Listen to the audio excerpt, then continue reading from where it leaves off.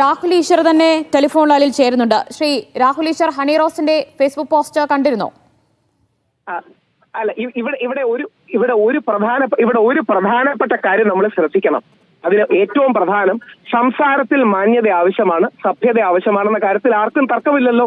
ഇതേപോലെ തന്നെ വസ്ത്രധാരണത്തിൽ മാന്യത വേണമെന്ന് പറഞ്ഞു കഴിഞ്ഞാൽ ആ പോയിന്റിനെ അഡ്രസ് ചെയ്യാൻ നമ്മുടെ മീഡിയയ്ക്ക് മടി വേണോ? എന്റെ ഏക ചോദ്യം ഇതാണ്. അതായത് സംസാരത്തിന് മാന്യത വേണം. നമ്മൾ സംസാരിക്കുമ്പോൾ മാന്യതയും മയവും മിതത്വവും പുലർത്തണം. ഇത് ആർക്കും വിരോധമില്ല. പകരം ഇതേപോലെ വസ്ത്രധാരണത്തിലും സഭ്യത വേണമെന്ന് പറഞ്ഞാൽ പ്രശ്നമുണ്ടോ? ഇനി ഒരു കാര്യം ഞാൻ താങ്കളോട് ഒന്നുകൂടെ ആവർത്തിച്ച് ചോദിക്കുകയാണ്. നമ്മുടെ മലയാളികളിൽ ഒരാൾക്കെങ്കിലും, ഇത് എന്റെ വാക്കുകളല്ല, ഫറാഷിബിലയുടെ വാക്കുകൾ എടുക്കുകയാണ്, കേർട്സി ഫറാഷിബിലയാണ്, ഹണി റോസ് എന്താണ് ഈ കാണിക്കുന്നത് എന്ന് പരസ്യമായിട്ടോ രഹസ്യമായിട്ടോ ചോദിക്കാത്ത ഒരു മലയാളിയെങ്കിലും കേരളത്തിലുണ്ടോ? ഇത്രയും ഓബ്വിയസ് ആണ്, പകൽ വെളിച്ചം പോലെ വ്യക്തമാണ് കാര്യങ്ങളെന്നിരിക്കെ ഹണി റോസ് വിമർശിക്കപ്പെടാൻ പാടില്ല എന്ന് പറയുന്നതിന് എന്തർത്ഥമാണ്? ഹണി റോസിനെ വിമർശനത്തിന് അതീതയാണ്. ഹണി റോസ് പറയുന്ന കാര്യങ്ങളോടോ ഹണി റോസിന്റെ വസ്ത്രങ്ങളോടോ ഒരു വിമർശനം പാടില്ല, ഹണി റോസിന്റെ ഈ കാര്യങ്ങൾ ഓഡിറ്റ് ചെയ്യപ്പെടാൻ പാടില്ല എന്ന് പറയുന്നതിന് ന്യായമുണ്ടോ?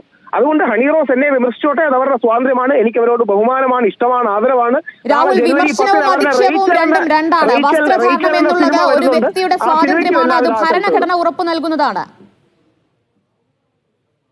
ഭരണഘടന ഉറപ്പു തരുന്നത് വസ്ത്ര സ്വാതന്ത്ര്യമാണ്. ആ വസ്ത്രത്തിന് സഭ്യതയുടെയും മാന്യതയുടെയും അളവുകളില്ലേ. ഇനി ഞാൻ ഒരു കാര്യം കൂടെ ചോദിക്കാം. ഞാൻ താങ്കളോട് നെഗറ്റീവായിട്ടല്ല, താങ്കൾ സ്വന്തം മനസ്സിൽ കൈവച്ച് പറയുക.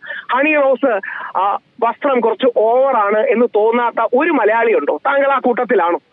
ഹണി റോസിന്റെ വസ്ത്രധാരണവും അവരുടെ ഇനോഗ്രേഷന് പോകുന്ന പരിപാടികളും അവരുടെ വീഡിയോകളും വ്യത്യസ്ത ആംഗിളുകളുള്ള വൾഗർ ഫോട്ടോകളും, ഹണി റോസിന്റെ സ്വാതന്ത്ര്യമാണ്. അതിനെ ചോദ്യം ചെയ്യപ്പെടാനും വിമർശിക്കാനും ഒരിക്കലെങ്കിലും എന്തായാലും താങ്കളുടെ മറുപടി പോലും വ്യക്തമാണ്. താങ്കൾ അങ്ങനെ ചിന്തിച്ചിട്ടുണ്ട് എന്ന് താങ്കളുടെ മറുപടിയിൽ പോലും വ്യക്തമാണ്.